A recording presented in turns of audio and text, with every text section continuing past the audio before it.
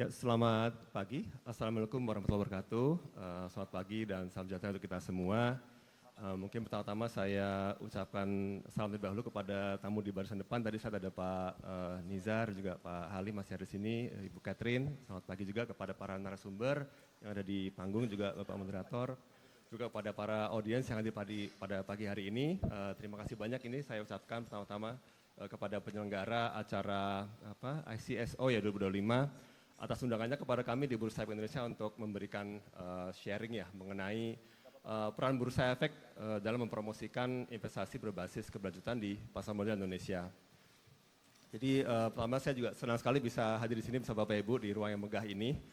Jadi memang keberlanjutan itu menjadi salah satu fokus utama kami di Bursa dalam menyusun rencana kerja dan juga inisiatif Bursa ke depannya. Nah mungkin nextnya slide-nya kalau ada. Terima kasih Pak.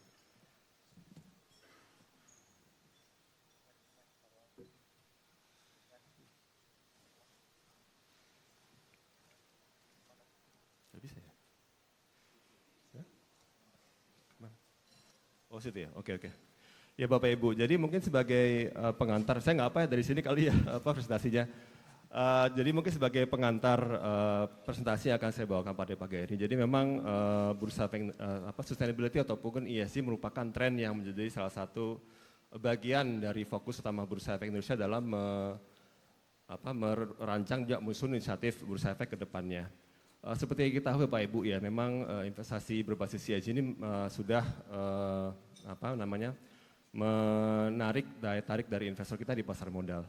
Nah, Bursa Efek dalam menyusun investasi kita melihat dari dua aspek, dari sisi supply dan demand. Nah, dari sisi demand kita mulai banyak ini permintaan dari investor, adanya variasi produk yang berbasis ESG, informasi data terkait dengan ESG disclosure gitu kan, tools atau mungkin data ESG bisa membantu mereka untuk melakukan investasi supaya mereka bisa melokasikan investasinya ke produk-produk atau mungkin instrumen yang memang mengedepankan aspek ESG-nya.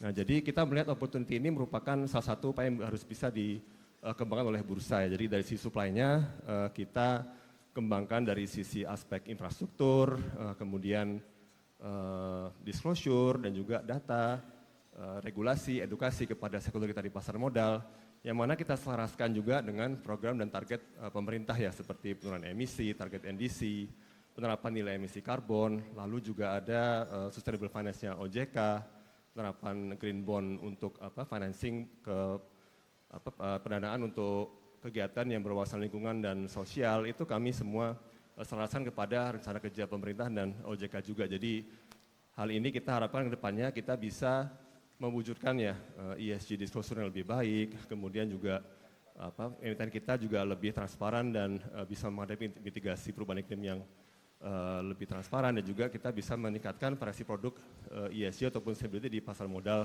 Indonesia agar menarik gitu ya investor-investor kita untuk bisa mengalokasikan dananya atau alokasi informasinya ke produk-produk yang memang mendanai juga perusahaan untuk mencapai target transisi atau sustainability perusahaan tercatat di bursa.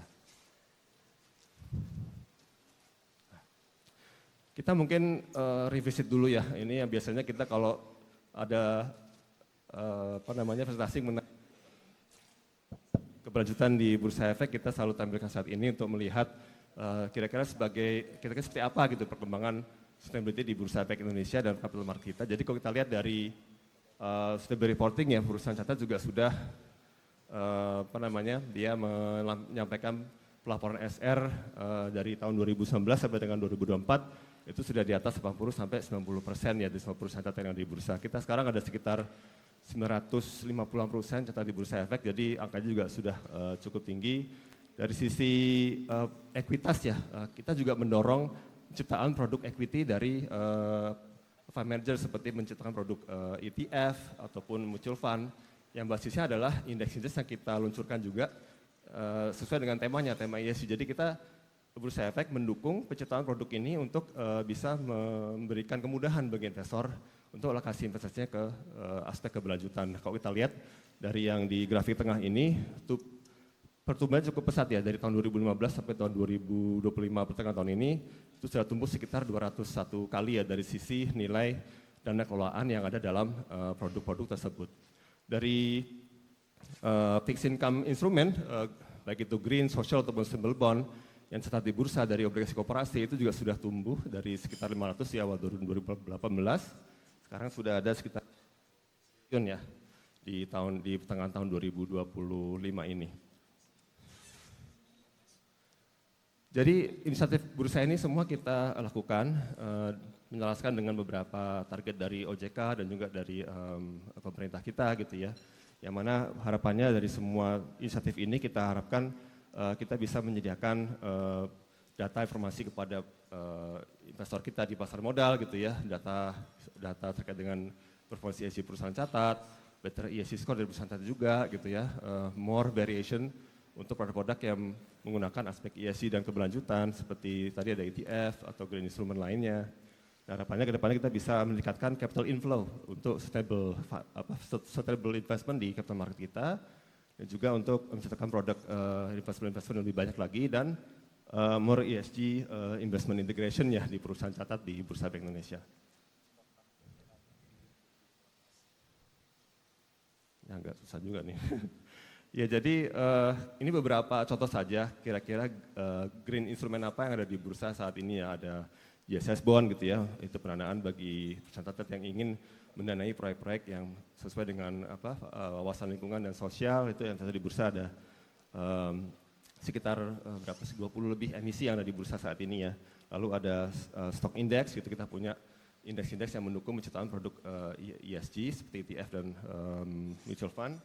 Ada juga carbon trading ya, yang mana bisa digunakan oleh perusahaan catat juga ataupun pengguna jasa untuk strategi dekarbonasi perusahaan. Dan juga kita ke depannya juga ingin mengembangkan produk equity ya, equity labeling untuk perusahaan-perusahaan mana yang sudah memiliki green criteria sesuai dengan taxonomy OJK yang mungkin nanti saya jelaskan di slide berikutnya. Dari sisi fixed income tentu bursa juga mendukung agar perusahaan memiliki kemudahan dalam mendanai proyek-proyek yang berbasis lingkungan dan sosial seperti yang dituangkan dalam POJK 18 tahun 2003. Jadi bursa memberikan insentif dalam bentuk discount fee ya untuk listing fee di Bursa Efek yang mana dia lebih murah dari konvensional bond supaya ini selaras juga dengan program dari OJK ya untuk memberikan keringanan dan insentif bagi perusahaan catat untuk bisa mencari permodalan dari fixed income market ya. Saat ini yang ada di bursa yang outstanding ada sekitar 30 triliun ya, dari sekitar 10 perusahaan ya, satu sudah maturity di 2020 kalau nggak salah. Oke, dari sisi equity pun kita juga dukung dari penciptaan produk tadi ada ETF ya, Exchange Traded Fund dan juga Mutual Fund, reksadana, yang mana basisnya adalah indeks-indeks yang diluncurkan oleh bursa. Kita sekarang punya 5 indeks untuk mendukung penciptaan produk equity, itu ada Srikahati yang paling tua, kemudian ada ESG Leaders. Nah dari seluruh produk ini kira-kira ada sekitar 6 triliun, 6,5 triliun nilai dana kelolaan yang sudah diciptakan dari produk-produk ETF dan Mutual Fund menggunakan indeks yang dikeluarkan oleh bursa ya, indeks ESG. Nextnya. Dari sisi data pun kita juga dukung ya, agar perusahaan catat pun bisa mengkomodasikan performance-nya ya, dan juga investor juga memiliki data yang memadai untuk mereka bisa mengambil keputusan untuk investasi alokasi ke investasi keberlanjutan ya. Jadi kita kemarin di awal tahun 2005 ini kita sudah terapkan juga ESG metric reporting ya, yang mana itu menjelaskan dengan SOJK 16 terkait dengan cakupan apa saja harus dilaporkan di pelaporan keberlanjutan, dan juga kita selaraskan dengan ASEAN ESG Common Core Metrics. Mohon maaf Pak, 1 menit lagi Pak, mohon maaf. Oh iya, terima kasih Pak. Ya, oke. Mungkin ini 2 slide lagi ya. Jadi harapannya ke depannya kita bisa menjadikan tools dan juga informasi yang memadai bagi investor di market, karena itu merupakan salah satu barrier ya untuk investor bisa mengalokasikan dananya ke keberlanjutan investment. Nextnya. Lalu juga kehadiran bursa karbon ini merupakan komplementari ya bagi perusahaan catat kita di Bursa Efek. Jadi perusahaan catat yang sudah menjadi pengguna jasa bursa karbon itu bisa menggunakan bursa karbon sebagai komplement untuk transition journey-nya perusahaan. Jadi tadi kita sudah ada ESG metric reporting, lalu ada edukasi dari workshop mengenai net zero incubator untuk bagaimana kita bisa membantu perusahaan catat untuk menghitung emisinya. Nah, kalau misalkan mereka sudah bisa ngitung, tentunya mereka bisa memiliki KPI atau strategi untuk penurunan emisi ke depannya. Nah, kehadiran bursa karbon ini bisa menjadi salah satu upaya perusahaan catat untuk bisa melakukan offsetting atau mungkin mendukung target transisi ya, net zero ataupun carbon neutrality. Nah itu yang kita harapkan bisa juga mendukung program dari perusahaan itu untuk bisa mencapai penurunan emisi. Nextnya ini resume aja dari program bursa karbon. Saat ini sudah ada sekitar 3 juta ton dari 8 proyek, yang mana mostly masih dari ketenaga listrikan dan energi ya, dan juga satu dari palm oil. Dari total listed project ada 3 juta ton, sudah ada sekitar 1 juta ton yang sudah di retire ya. Jadi manfaatnya sudah mulai dirasakan bagi pengguna jasa gitu ya. Mungkin di sini kan juga mengajak Bapak Ibu yang mungkin belum jadi pengguna jasa bisa juga menjadi pengguna jasa bursa karbon. Nah ini mungkin slide yang terakhir ya. Nah satu lagi nih mungkin sedang kita kembangkan adalah konsep Green Equity Designation. Di mana kita bisa meningkatkan visibilitas perusahaan catat yang memang sudah memiliki aktivitas yang memenuhi kriteria green ya sesuai dengan TKBI-nya OJK. Jadi kita di sini ingin juga mendukung program OJK dalam menentukan aktivitas mana yang sudah mencakupi kriteria green atau mungkin transisi dalam TKBI-nya OJK. Jadi merupakan sebuah upaya berusaha untuk mengoptimalkan penggunaan TKBI di pasar modal kita, yang mana kita juga selaraskan dengan prinsip dari World Federation of Exchanges ya, yang ini merupakan prinsip global yang digunakan oleh bursa-bursa lain juga. Sebenarnya konsep ini juga sudah diterapkan di Nasdaq, di Brazil dan juga di Switzerland ya, exchanges, yang mana kita juga sedang kembangkan juga di Indonesia. Harapannya tahun ini kita bisa terbitkan untuk panduannya gitu ya, agar perusahaan yang berminat bisa request ke bursa apabila mereka sudah memenuhi assessment terkait dengan TKBI-nya. Jadi harapannya dari produk ini nantinya bisa juga menciptakan produk turunannya, bisa encourage fund manager untuk menciptakan ETF atau mungkin bursa bisa menciptakan indeks equity, green equity gitu ya. Jadi itu bisa menjadi salah satu opportunity bagi bursa untuk mengembangkan ke berikutnya.